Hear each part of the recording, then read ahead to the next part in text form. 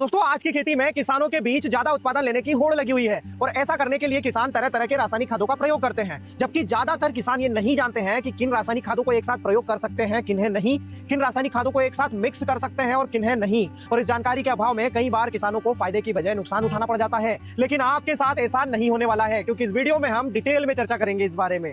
खादों को मिक्स करने का सही तरीका क्या है और किन रासायनिक खादों को हम एक साथ मिक्स कर सकते हैं और किन्हें नहीं।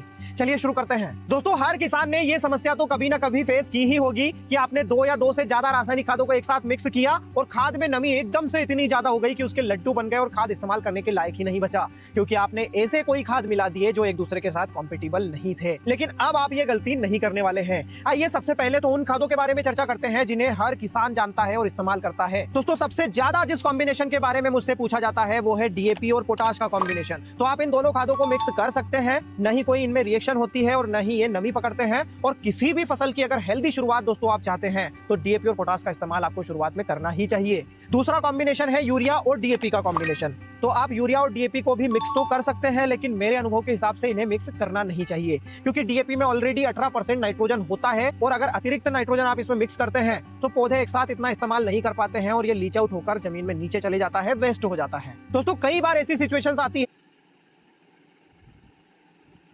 तो आप यूरिया और डीएपी को भी मिक्स तो कर सकते हैं, लेकिन मेरे अनुभव के हिसाब से इन्हें मिक्स करना नहीं चाहिए, क्योंकि डीएपी में ऑलरेडी 18% नाइट्रोजन होता है और अगर अतिरिक्त नाइट्रोजन आप इसमें मिक्स करते हैं तो पौधे एक साथ इतना इस्तेमाल नहीं कर पाते हैं और ये लीच आउट होकर जमीन में नीचे चले जाता है, वेस्ट हो जाता है। दोस्तों कई बार ऐसी सिचुएशंस आती है कि यूरिया डीएपी और पोटाश के साथ में सल्फर का इस्तेमाल भी किसान को करना पड़ता है। तो आप डीएपी और पोटाश के साथ सल्फर मिक्स करके इस्तेमाल कर सकते हैं, कोई इशू नहीं है। आप यूरिया के साथ भी सल्फर को मिक्स कर सकते हैं और आप यूरिया डीएपी और पोटाश के साथ भी सल्फर को मिक्स करके इस्तेमाल कर सकते हैं। आपको यूरिया के साथ सिंगल सुपर फास्फेट और यूरिया के साथ मैग्नीशियम सल्फेट को मिलाकर इस्तेमाल नहीं करना चाहिए, क्योंकि ये सभी खाद नमी पकड़ने वाले हैं। इनमें कोई रिएक्शन तो नहीं होती है, लेकिन जब आप इन्हें मिक्स करते हैं तो ये नमी पकड़ लेते हैं और खाद इस्तेमाल करने लायक नहीं बचता है। दोस्तों मैग्नीशियम सल्फेट को आप पोटाश में मिक्स करके इस्तेमाल कर सकते हैं। जिंक भी बहुत जरूरी खाद है, लेकिन जिंक सल्फेट को सिंगल सुपर फास्फेट या फिर डीएपी में मिलाकर इस्तेमाल नहीं करना चाहिए, क्योंकि ये रिएक्शन कर लेते हैं। लेकिन अगर जरूरी है तो आप डीएपी और जिंक सल्फेट को मिक्स कर सकते हैं, लेकिन आपको कोई भी जैविक खाद भी इनके साथ में मिक्स करना चाहिए। दोस्तों सबसे बड़ी गलतियां करते हैं किसान कैल्शियम नाइट्रेट का इस्तेमाल करते समय।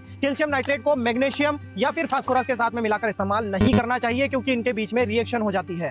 ड्रिप वाले किसान ज्यादा इस्तेमाल करते हैं कैल्शियम नाइट्रेट का, तो वो भी ध्यान रखें। एनपीके 05234, 1142, 11, 1340, 13, 1054, 10 ऐसे जो भी खाद है जिनमें फास्फोरस है उनके साथ में कैल्शियम नाइट्रेट को नहीं मिलाना चाहिए। कैल्शियम नाइट्रेट के साथ में बेस्ट कॉम्बिनेशन बनता है बोरॉन का। दोस्तों ये एपिसोड अगर आपको पसंद आया हो तो अपना वैल्यूएबल फीडबैक जरूर दीजिएगा, वीडियो को लाइक और ज्यादा से ज्यादा शेयर करिएगा। धन्यवाद।